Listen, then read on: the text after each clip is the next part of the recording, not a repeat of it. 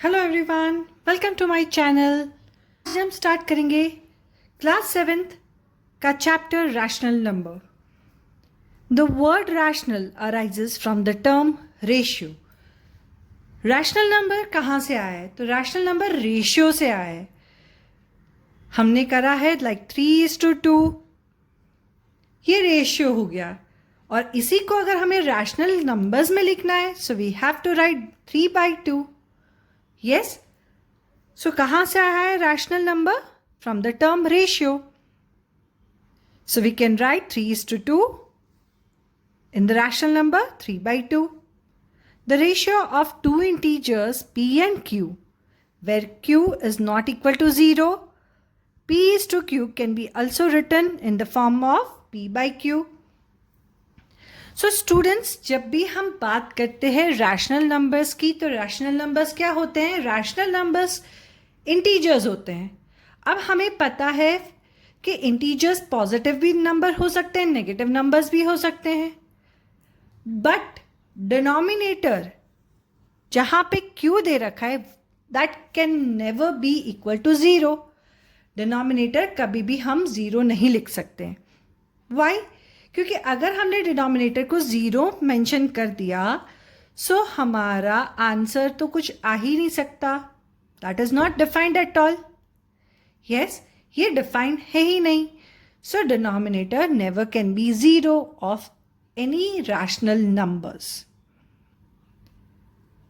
So let us start with exercise 8.1.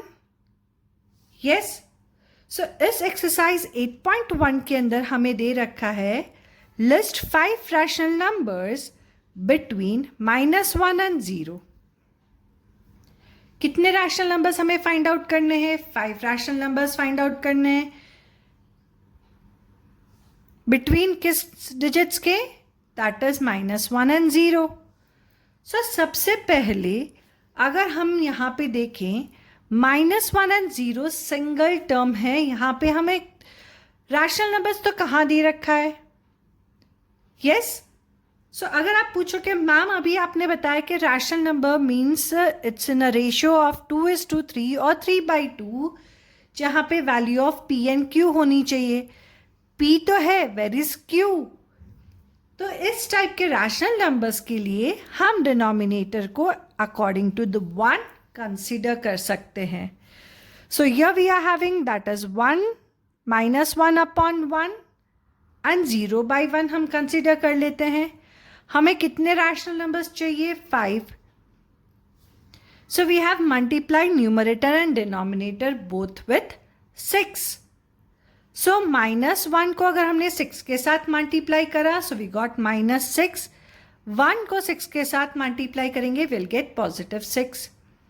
0 को 6 के साथ मल्टीप्लाई करेंगे, विल गेट 0. वाई? क्योंकि कोई भी टर्म अगर हम 0 से मल्टीप्लाई करेंगे, आंसर विल बिकम 0. 1 को 6 के साथ मल्टीप्लाई करेंगे, will get the term as 6. अब भी हमने क्या कहा? that p can be equal to 0 but q cannot be equal to 0. तो यहाँ पे p की वैल्यू तो 0 है, बट डिनोमिनेटर क्या हो गया? 6 हो गया.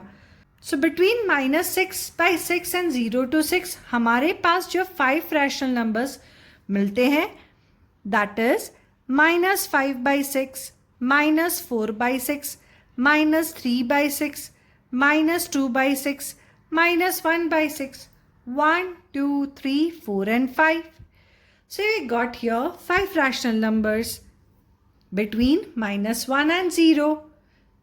So यहाँ पे हमारे first part of question number 1 का complete होता है. Let us come to the second part of question number 1. So coming towards the second part of question number 1, जहाँ पे हमारे पास term है that is -2 and -1. सो हमें -2 और -1 के बीच में अगेन वही 5 रैशनल नंबर्स को फाइंड आउट करना है। यहाँ पे भी -2 और -1 सिंगल इंटीजर्स दे रखे हैं। सो फर्स्ट ऑफ ऑल हम इसको रैशनल नंबर्स में कन्वर्ट करते हैं, putting the denominator as 1. So -2/1 and -1/1 को हम मल्टीप्लाई कर देंगे 6/6. Multiply by 6 upon 6. सो 6 2 हो जाएगा 12, बट कैसा 12 आएगा? नेगेटिव. एंड 6 1 6, कैसा 6 आएगा? नेगेटिव. डिनोमिनेटर्स दोनों ही 6 कॉमन हो गए. अब -12 और -6 के बीच में इजीली हमारे पास 5 रैशनल नंबर्स लाई करते हैं. So which are this rational numbers? -12 से पहले क्या आएगा? What comes before -12? So that is -11/6, -10/6, -9/6, -8/6, -7/6. So 1, 2, 3, 4 and 5. We got the 5 rational numbers. और यहाँ पे हमारा सेकेंड पार्ट का भी सॉल्यूशन डन हो जाता है. Coming towards the third part of the question. Question number 1, जहाँ पे हमारे पास -4/5 एंड -2/3 दिया हुआ है. अब इन दोनों डिजिट्स के पास डिनोमिनेटर्स तो है, बट जब भी हमें बिटवीन रैशनल नंबर्स को फाइंड आउट करना होता है तो हमें डिनोमिनेटर्स कैसे चाहिए? कॉमन चाहिए. सो यहाँ पे तो डिनोमिनेटर्स कॉमन है ही नहीं. Here we are having 5 as denominator and here we are having 3 as denominator. So अब हम क्या करेंगे? हमें कॉमन डिनोमिनेटर फाइंड आउट करना है. सो हम 5 और 3 का LCM निकालेंगे. 5 और 3 क्या है? 5 और 3 प्राइम नंबर्स है. सो इजीली हम क्या करेंगे? 3 को न्यूमरेटर और डिनोमिनेटर के साथ मल्टीप्लाई कर देंगे और यहाँ पे हम 5 को न्यूमरेटर और डिनोमिनेटर के साथ मल्टीप्लाई कर देंगे, जिससे हमें कॉमन डिनोमिनेटर्स मिल जाए. जब भी हम कभी भी इस तरह के क्वेश्चंस में कॉमन डिनोमिनेटर्स को फाइंड आउट करते हैं, it's compulsory to multiply numerator and denominator with the same digits. Equivalent करना है हमें इन रैशनल नंबर्स को. सो -4 मल्टीप्लाई बाय 3 करेंगे तो हमें मिलेगा -12. 5 3 हम करेंगे तो हमें मिल जाएगा 15. -2/5 को हम करेंगे तो -10 आ जाएगा. एंड 3/5 को करेंगे तो विल गेट दैट इज 15. अब यहाँ पे 12 और 10 के बीच में सिर्फ 1 रैशनल नंबर लाई करता है, दैट इज -11/15. हमें कितने चाहिए? 5 रैशनल नंबर्स. सो हमें फर्दर इनको सॉल्व करना पड़ेगा. So for that we will multiply -12/15 into 6/6 और -10/15 into 6/6. सो -12 मल्टीप्लाई बाय 6 करेंगे तो हमें मिलेगा 72 एंड 15 6 90. -10 को अगर हम मल्टीप्लाई करेंगे 6 से तो विल गेट -60 एंड 15 6 हमें मिल जाएगा 90.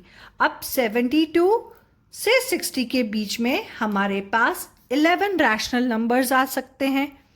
So out of 11 rational numbers, any 5 rational numbers we can write. So let us write down, that is -71/90, -70/90, -69/90, -68/90, -67/90.